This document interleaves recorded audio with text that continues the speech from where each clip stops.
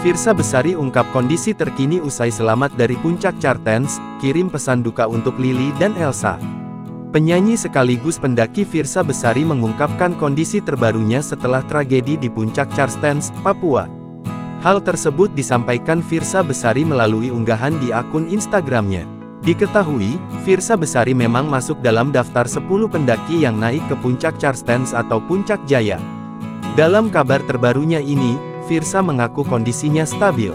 Alhamdulillah stabil, tulis Firsa seperti dikutip tribunnews.com, Senin tanggal 3 Maret tahun 2025. Firsa Besari pun meminta maaf lantaran baru memberikan kabar terkait situasi yang terjadi di puncak Cartens.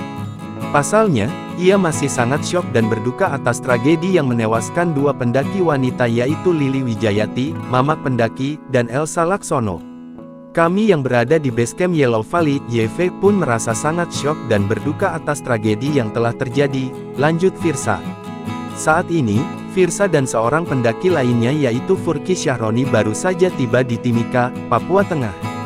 Ia sempat tertahan di Yellow Valley alias Lembah Kuning akibat cuaca buruk.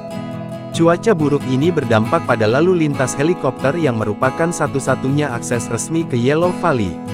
Pelantun lagu Waktu Yang Salah ini pun turut menuliskan ucapan duka yang mendalam atas kepergian dua pendaki lain yang naik ke puncak Cartens.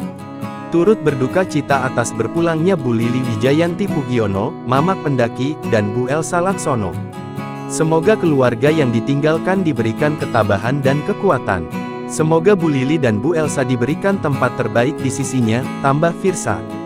Diketahui, sebanyak 15 orang yang terdiri dari 10 pendaki dan 5 pemandu dilaporkan naik ke puncak Gunung Cartens, Papua Tengah. Dari 15 orang tersebut, 2 diantaranya meninggal dunia saat perjalanan turun dari puncak, Sabtu tanggal 1 Maret tahun 2025.